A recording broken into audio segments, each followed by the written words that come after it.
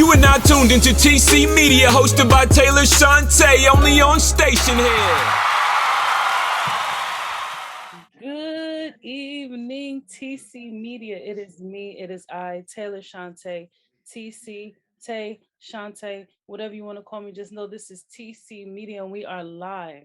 Ladies and gentlemen, today is going to be a show. Please introduce yourself and tell people who you are, what you do, and of course, where you're from. What's going on, everybody? My name is BreadWinner. I'm from Westchester, New York. I'm a songwriter. I'm an artist. I also help people build their brands and build up their social media content. Hey, let's look. Another media person in here. Today's going to be a show, ladies and gentlemen. As always, like I always say, drop your Instagram handles in the comments because you never know who you are going to meet, see, greet, or hear here on Station Head, especially TC Media. So let's get into the good stuff. La, when did you start writing? I've been doing music mostly all my life, to be honest with you. But to be honest, professionally, I would say 2019. 2019. And how's that year been? Because, 2019, 2020 was a rough patch for the whole world. So how did you maintain through all of that? Actually, it that rough patch actually worked out for me and my benefit. So I kind of took that into corporation with everything that I had going on. So I use that for my own personal gain. The pandemic, I used the deals that they were having on sales for like my audio equipment, my studio equipment, my plugins and stuff.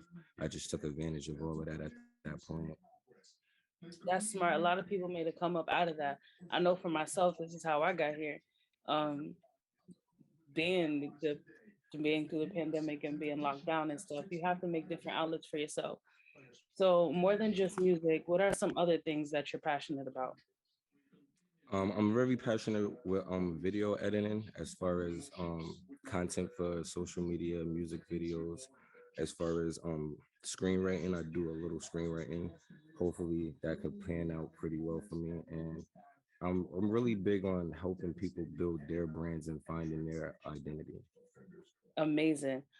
So how important is social media to anybody that's running a business, not just musicians? Well, social media could be very valuable to anybody that's running a business, not just music, but any type of business when you have something tangible. It gives you a great way to connect with customers, and it gives you a great way to advertise to customers.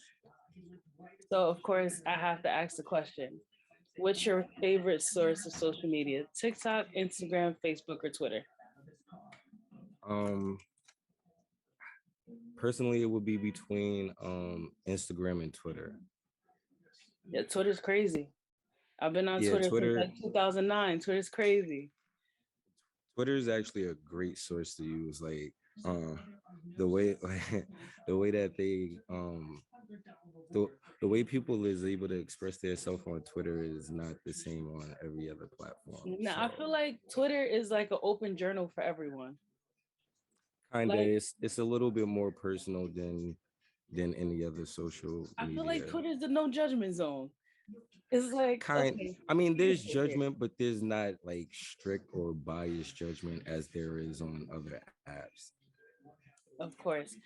So again, being that social media is such a crucial thing, has social media influenced your music career? Yeah, it influenced me to stay more current as far as my type of content and what I want my brand to represent, because it's like a million and one other people out there doing the same thing. You have to be unique in the way that you deliver your package to people.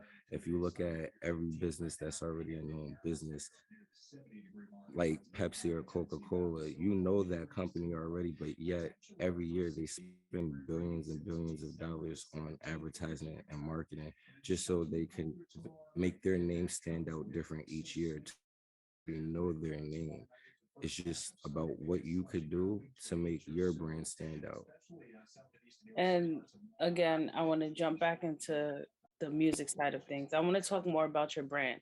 Can you tell everyone what your brand is and what it stands for? Well, my brand is more or less just being your self-owned breadwinner. That's where my name comes in from. I feel like everybody is a breadwinner in their own way. I feel like everybody has their own talent. Everybody go out there and they do what they got to do for them. That's being a breadwinner. It doesn't matter if you're doing it for you, if you're doing it for your family, if you're doing it for your cousin, your uncle. At the end of the day, you have a certain drive in you to make you go out there every day and still do it. That's what separates you from everybody else. And I feel like with my brand, that's what separates me is that people can see my grind from not just music, but from marketing as well as social media persona. So they could say, okay, he's trying to stay consistent as well as he is with his music, with his online persona, and with his marketing. If anybody that does business with me with press or any like setting up interviews like this, they'll tell you, yo, he's very devoted just as much as he is with his music. Definitely. And we definitely get that vibe. Ladies and gentlemen, we've been trying to set this up for what, 3 weeks now? And so much has come about, and he did not stop applying pressure. He's like, look, we're doing this interview, and I'm so glad we got to do it today. Um, I want to talk about how crucial marketing is. Um, when it comes to music, how crucial is it for you to remain marketing within everything you do? Well, marketing is the key to the music industry. So if anybody thinking otherwise, then you got the aspect of music making wrong. Music making is not really about the music that you're making, how you're making it, or even the content of what you're making. The business of music is selling it. So if you can't actually sell that music or make a lane to market that music to sell, then you have to figure that out. And the thing with marketing, I feel like a lot of independent artists, more or less starting out, they don't understand how valuable marketing is. Or When even they the talk business side of the music for that matter. exactly, they think that it's just, doing a song, going to a studio, maybe putting out a video or putting up a clip or two on Instagram or Facebook, whatever. But Right. it gets way deeper than that because at the end of the day, that's really only like a 2% of your marketing overall for that song. Like I try to tell artists all the time, if you want to really be like realistic about what we're doing, think about artists that's already on, that's either signed or that they have some type of joint deal. Hmm. Their budget is somewhere within 150K to 250K, and that's generally for one single. So if they're Um, backing that for one single, think about what you could do or what you might have to try to do to put yourself in position, because that's what you're competing with. Like they're exactly. spending 250K on one single, and that's including getting a song done, the beat, the mixing, the mastering. That's including playlists. That's And including that's blogs. not just an overnight thing. So I always try and tell anybody that I work with, never drop a track without a plan. Right. You have to have a plan. And then when I started to get into managing artists, I realized how important that was.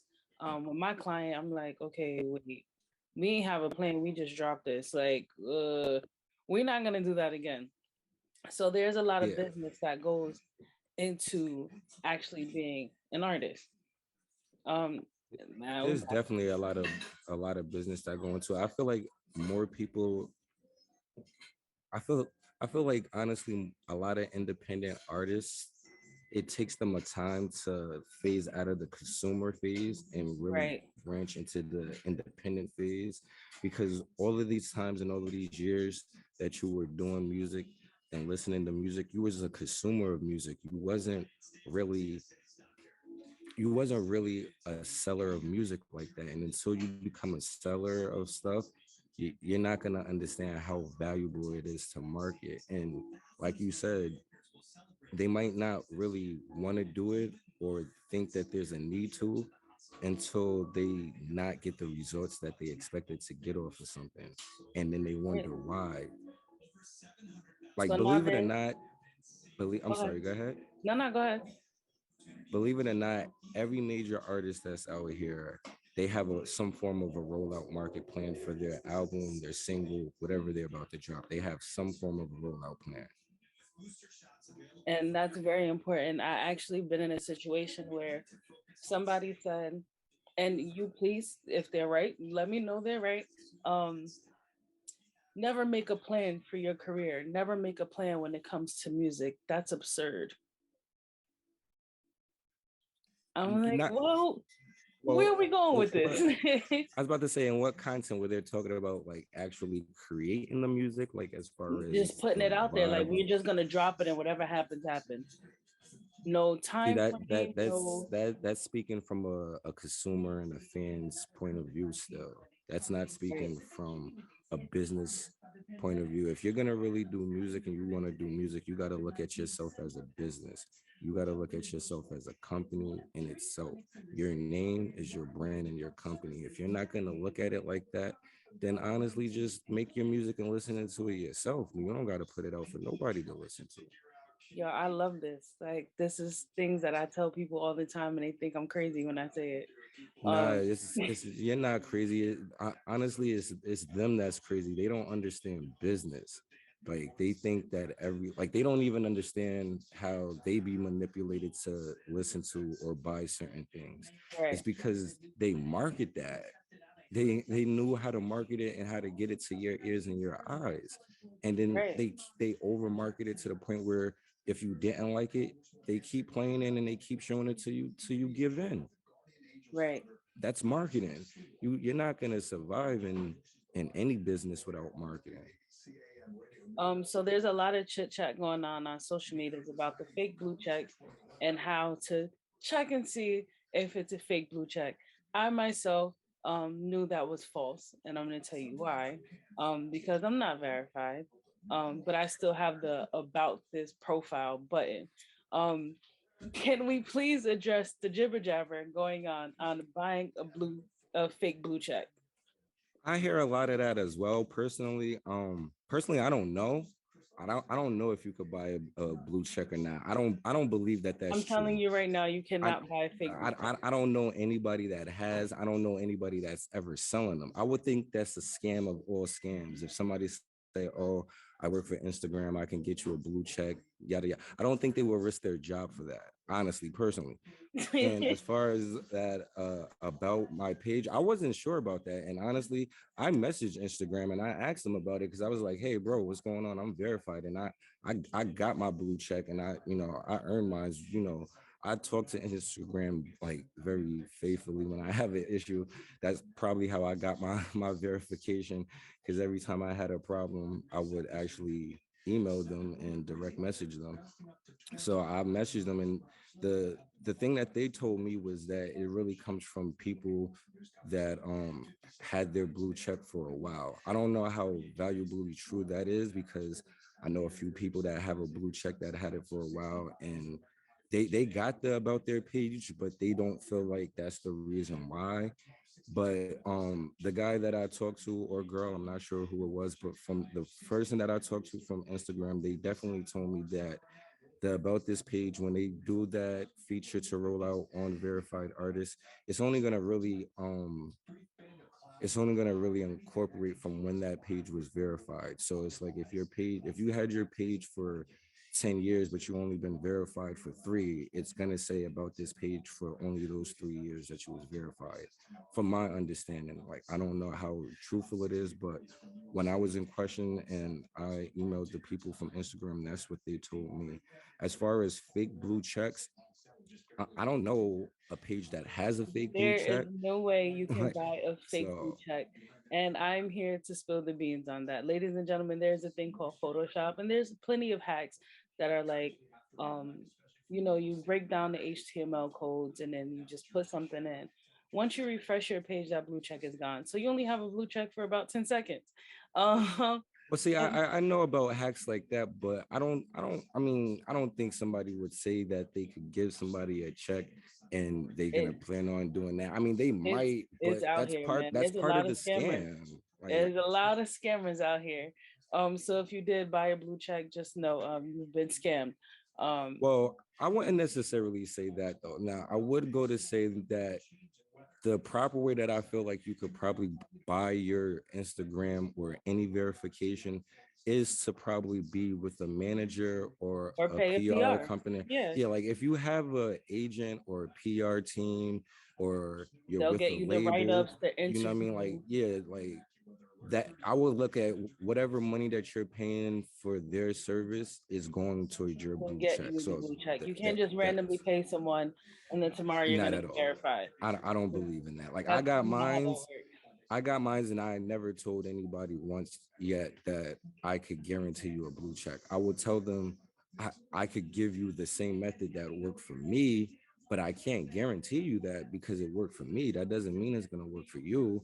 You know, Instagram and these social medias, they change their requirements and stuff like that very consistently. Like Right. Instagram just actually changed their algorithm not too long ago. So did Facebook, and I'm verified on Facebook as well. And it was like honestly, I feel like that's what my Instagram getting verified is me getting my Facebook verified.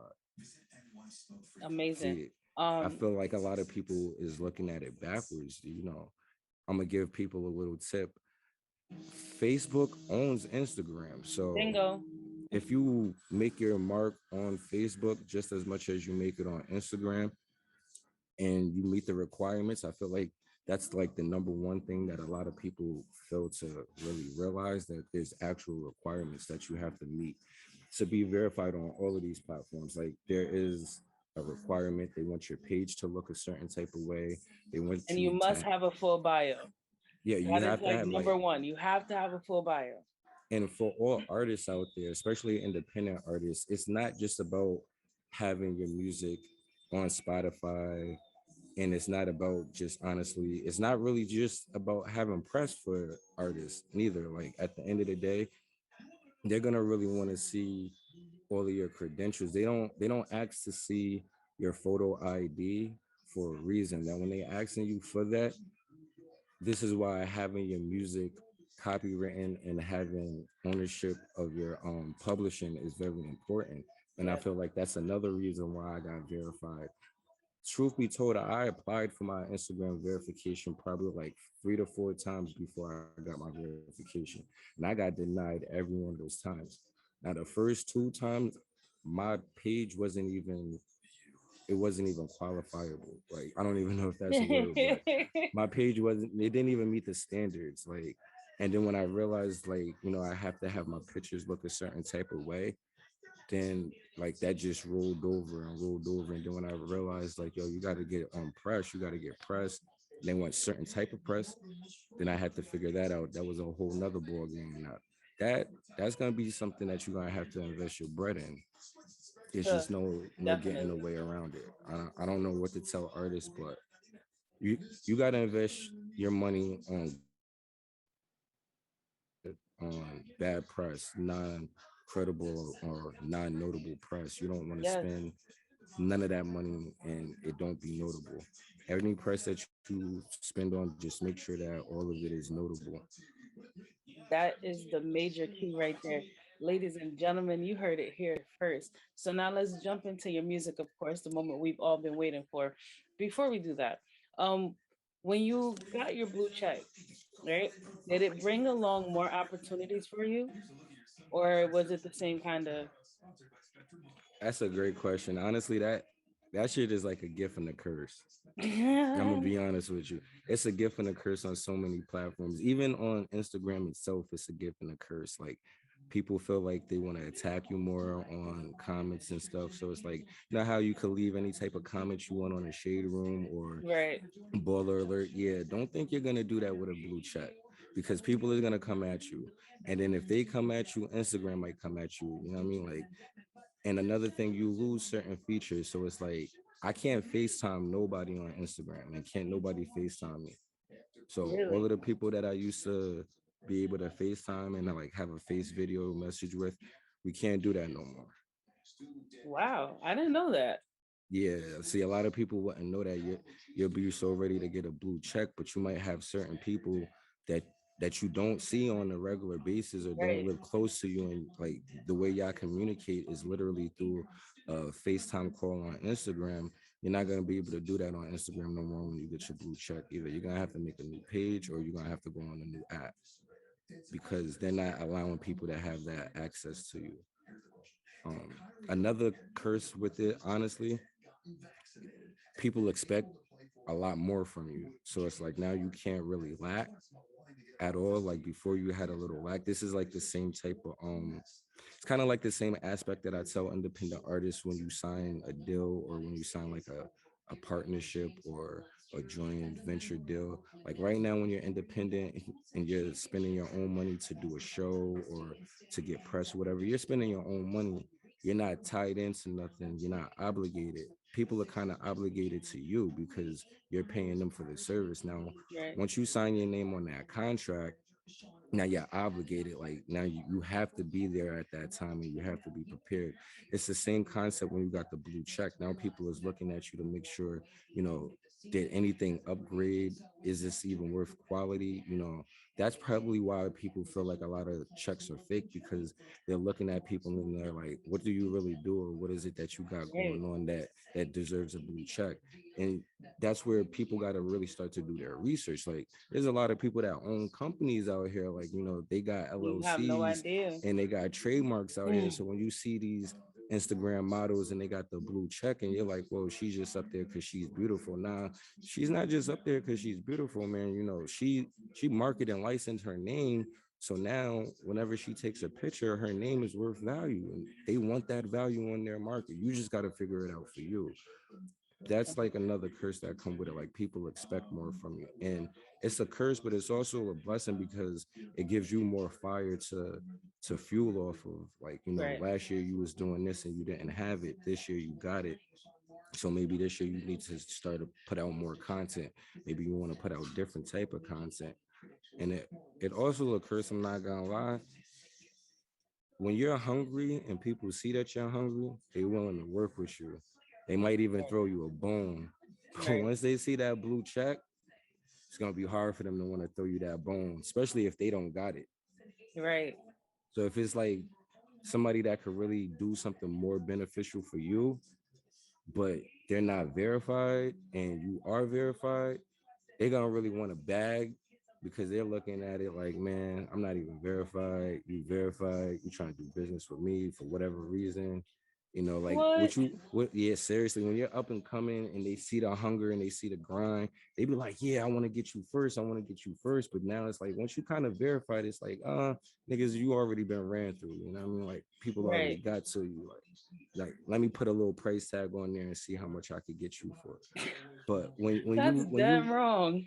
facts. When you up and coming, a lot of people they might not want to admit it, but a lot of people that got they check like grinding through the mud, especially if they don't got like no PR team or no management, and like, you know, they kept applying and they kept trying new things. They'll tell you like, yeah, you know, when I got my check, people was wanting to check from me now. Like people that I would do business with, they'd be like, oh yeah, don't worry, I got you. I'm gonna show love. They would show the love, but now that you kind of verified, I Right. guess in they head they thinking, you know, you just getting paid for content, you getting paid for this, you getting paid for that. And it's like you can, but you got to be marketable. Like, and like I said, it's not easy to be marketable, and it's not cheap. Definitely not cheap. And ladies and gentlemen, if you think you are going to get marketing or media for free, you are out of your mind. Put some respect on everybody that helps along with marketing and media. You have to invest.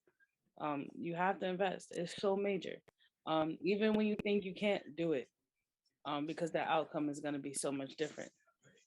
Now let's get Now, into yeah, the you definitely have to invest. You definitely have to. I would tell anybody honestly, try to invest 10 times more than you actually record and write music, let's because get into the music. all of that material is not gonna go nowhere if you don't have nothing to push it. Facts. Um, so now that we got through the whole verification thing, we talked about how important having a brand is and how you're the face um, of your brand, of course. Let's get into the music. What is your favorite part about what you do? Honestly, my favorite part about creating music is coming up with the different ways to make my vocal sound. I think I like engineering more than I actually like than I actually like recording as well. Like I like songwriting and engineering. It's so much magic that goes into those two processes of the track getting formulated. I think people don't really understand.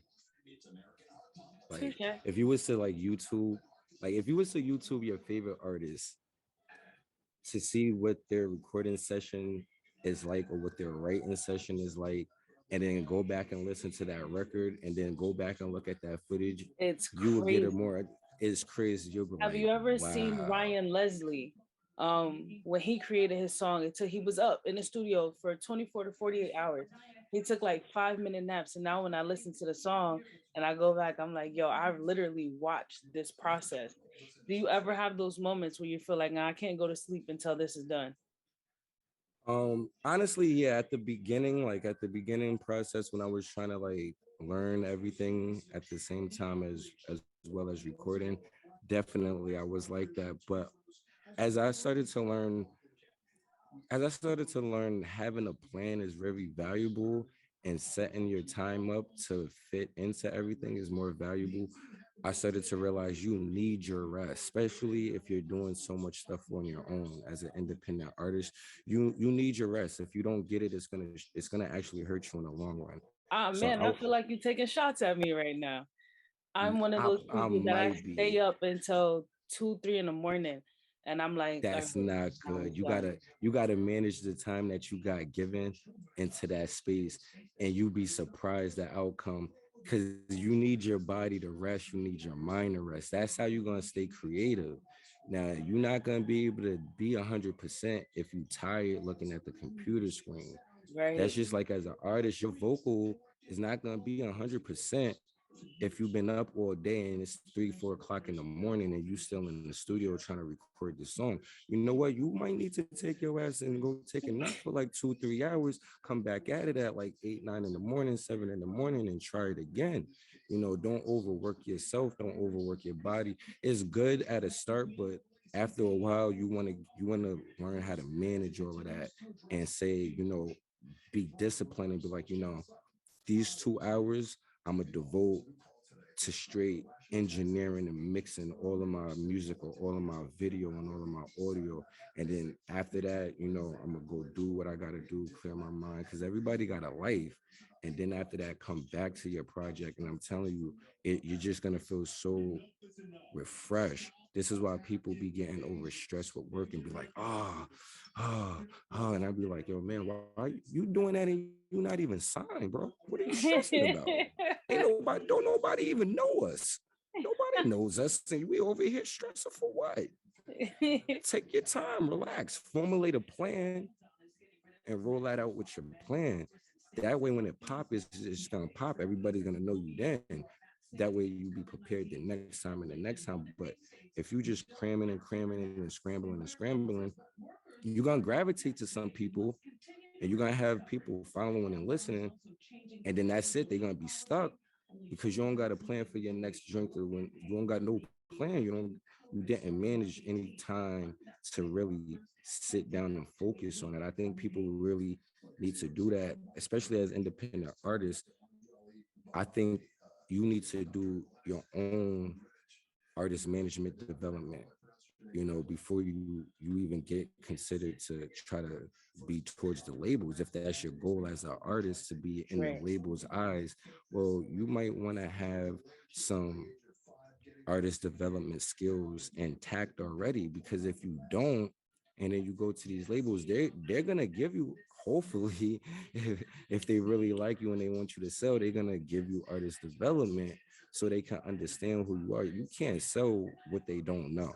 And Right. like I said, Pepsi, Coca-Cola, you know them. You grew up. It's like you came out the womb and you knew about them already. But yet and still, they still spend billions of dollars on marketing. So you just got to figure your way into that lane just like that.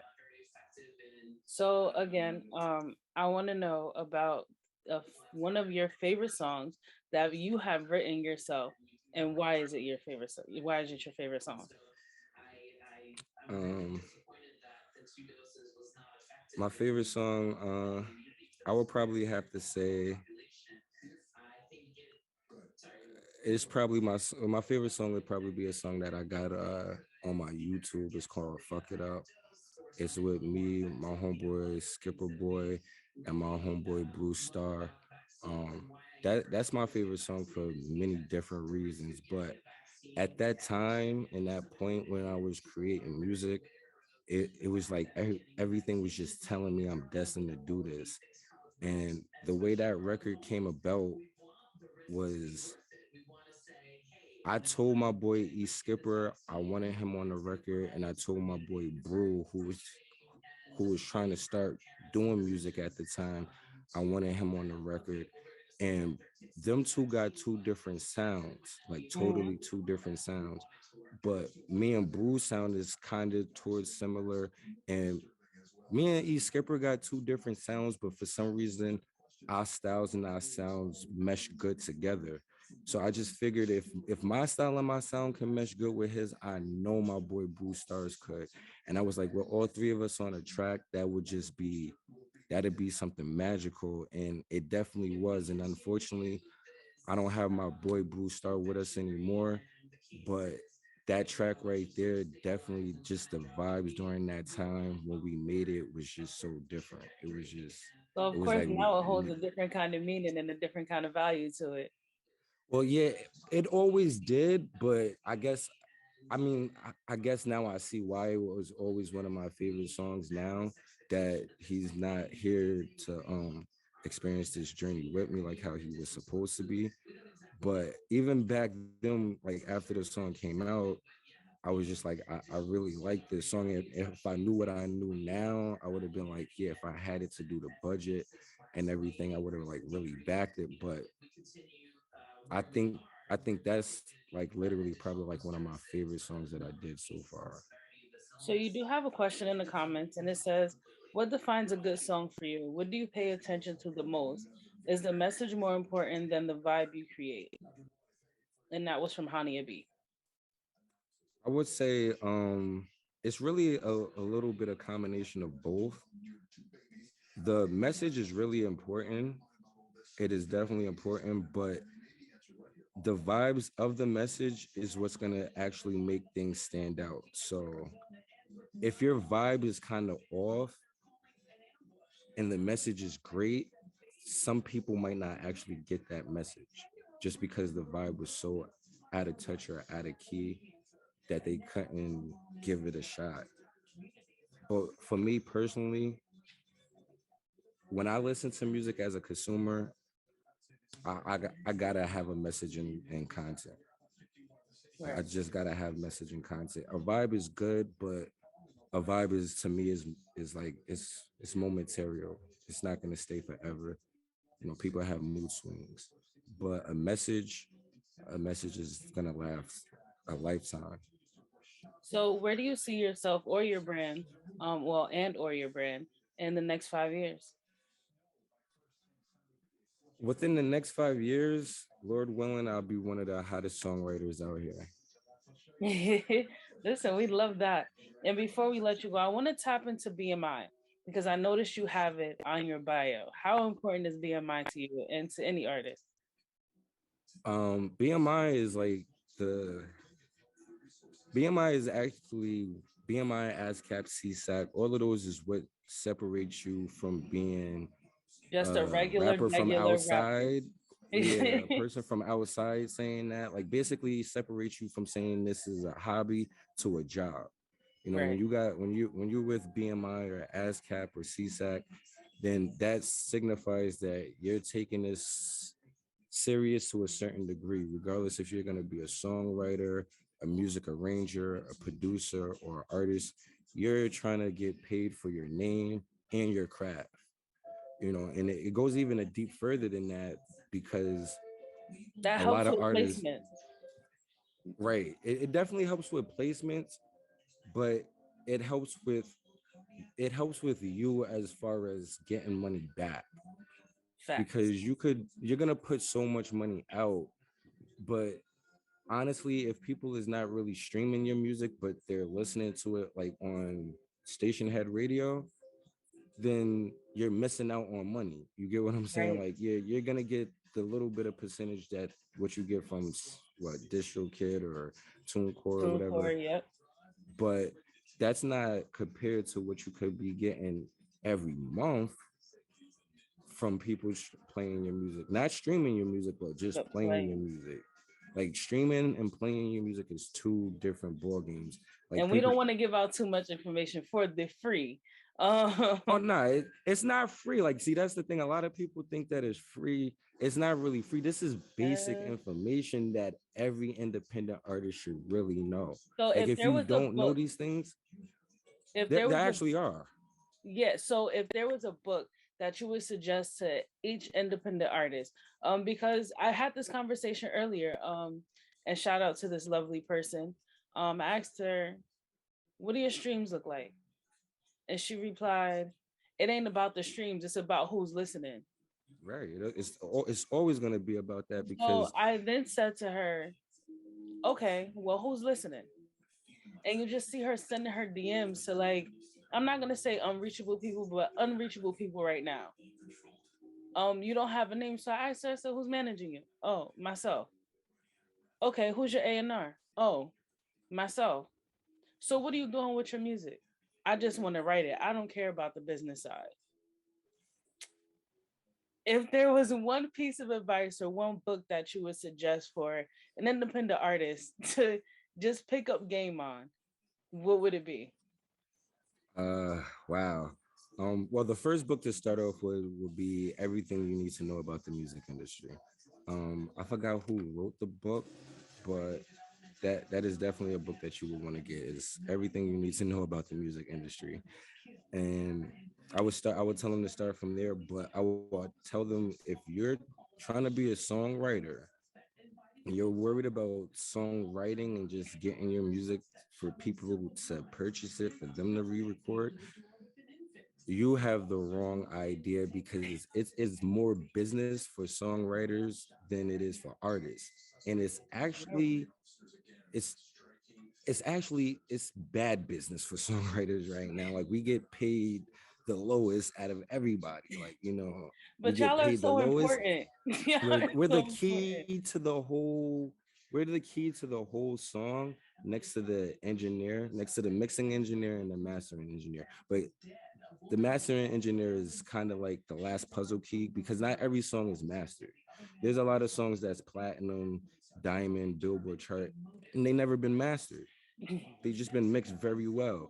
So the Right. mixing engineer, and then of course the songwriter. But see, the songwriter does not get paid well, and generally speaking, they might get paid last, if they even get paid at all.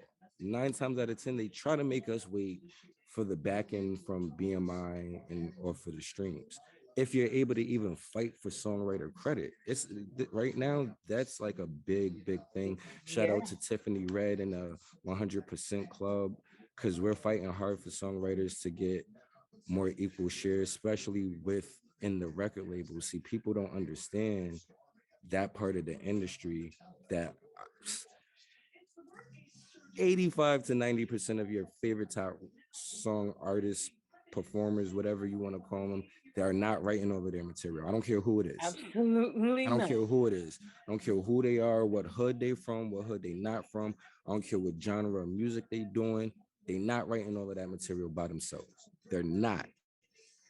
They're not. The label will not allow it.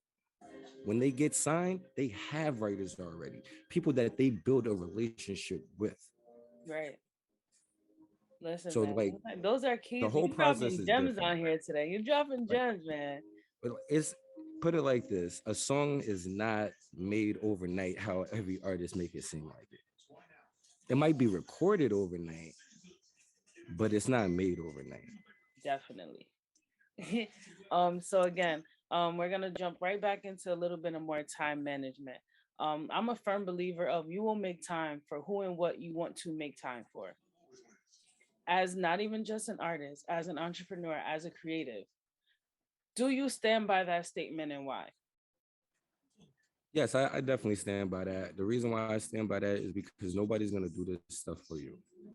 Nobody's gonna really do this stuff for you, and if they do, by the time you find somebody that's gonna really do this stuff for you, they're either doing it for money because you're paying them, or hopefully, if you're real fortunate, they're doing it because they believe in you, and you don't want that person to not believe in you.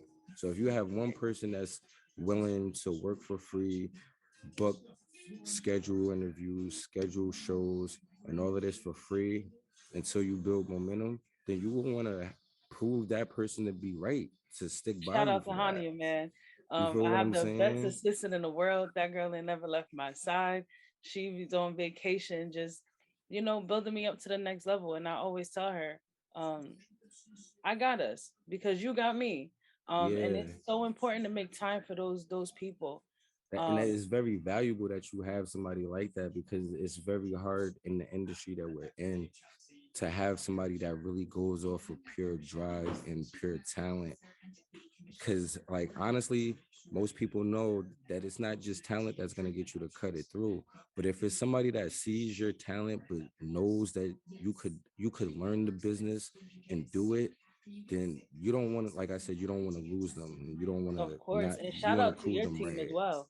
I don't have And no team, so shout you out to like, y'all. Shout out, of everything course. that comes to come across literally comes organic from people like you. So shout out to y'all. Y'all are my team. Listen, TC Media, we go hard.